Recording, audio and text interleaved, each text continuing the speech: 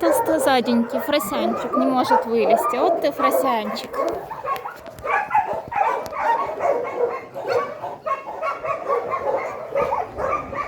Фрося живет в приюте для животных Сириус в Киевской области.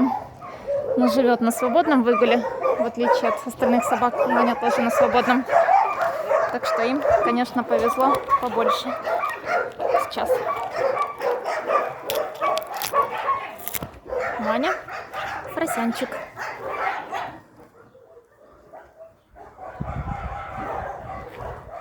И огромное количество других собак.